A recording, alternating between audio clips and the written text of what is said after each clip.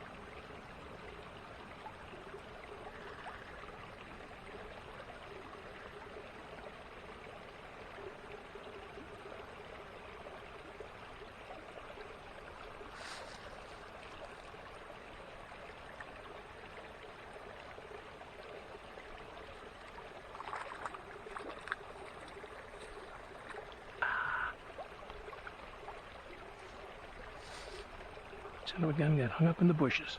Doggone it.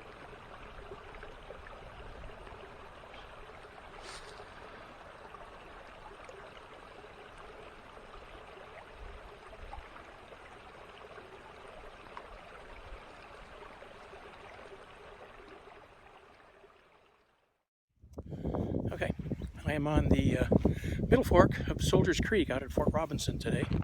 I've never fished here before, but I understand there's browns, brookies, and rainbows in here, and maybe even a cutthroat. So, and we're after cutthroats today because that'll finish our Nebraska trout slam. So, let's go fishing.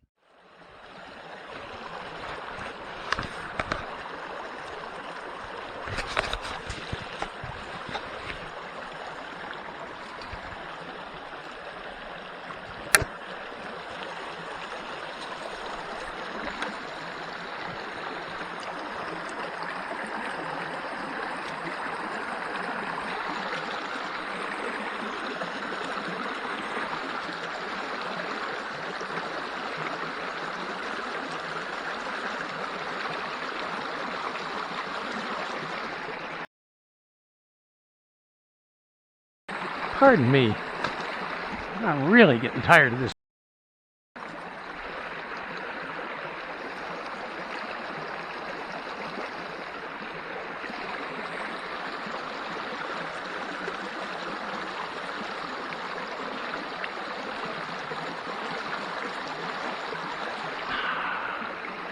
That's it, I'm done with here.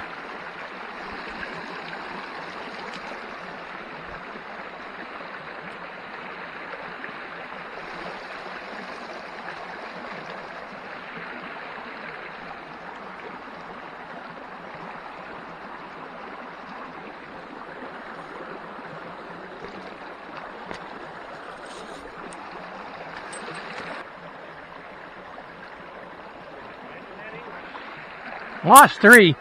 Oh, did you? Yeah, but I've lost more flies than fish, so. Well, it's just frustrating as hell trying to get a cast into this water. Huh? frustrating as hell trying to get it cast into this water. Yeah, it is. You know, it seems like every time I get one cast and then hang up. One cast and hang up. Yep. So I finally shortened this line way the hell down and shortened the tippet, and that seems to be helping. Yep. I found one up there that was hitting the surface. Yeah? Yeah, came out of the water a couple different times after something. I got 3 or 4 flies in that tree right there. Oh, yeah? Because I want to fish this hole. Well, yeah. Went to a shorter line, huh? Yeah. I'm sure that helped. Yes, it does.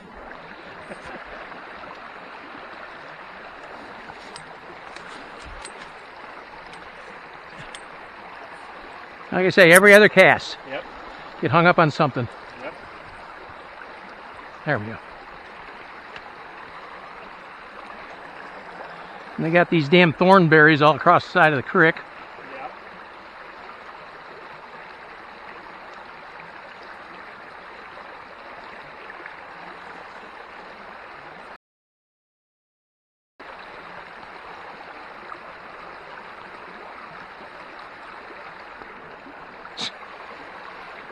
I see one in there. Oh, they're all over. Yeah, there's lots of fish. I've probably seen a dozen of them Yeah. between here and where I quit. Trouble is, the only way you see them is, When you spook them. yeah. I mean, there's a lot of great water. You can get into it. Yeah.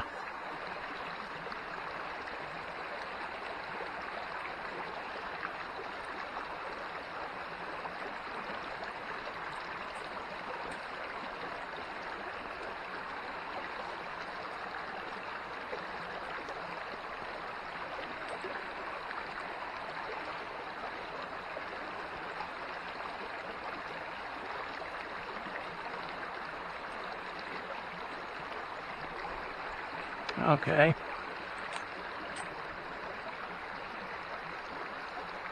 Well, I'm about ready to head up to the ponds. I am too. Give this crap a rest. That's, I think that's the conclusion that I've come to. You know, it's not worth the aggravation.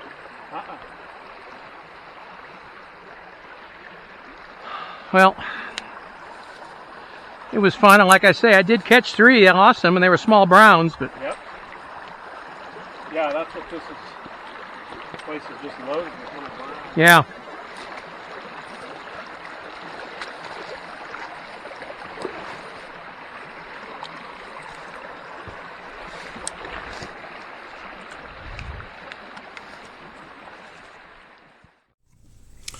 Well, as you can probably see, we didn't have very much luck on Soldier's Creek. We fished it probably for about an hour, maybe an hour and a half. We actually wanted to hit that on our way to Woods Reserve Ponds, which are about 3 ponds that are about a mile from the trailhead on foot. And that's where we were going to go to try and get our cutthroats to finish our slam. But we decided to hit this, and as you can tell, it was very frustrating. I lost about 6 flies right off the bat, and it was a lot of low-hanging bushes and trees and brush over the pond, over the creek, and lots of stuff in the creek, and it was just frustrating. So next time, I think what we'll do next year when we go back is we'll probably not start fishing until we get quite a bit further upstream.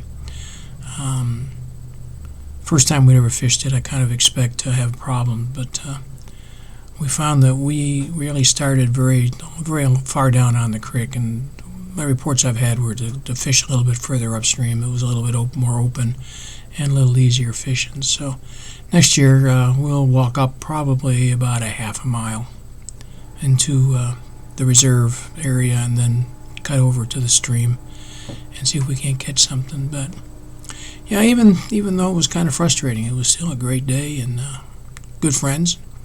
Had a good time in the great outdoors, and it was a nice day to go backpacking. So So until next time, tight lines.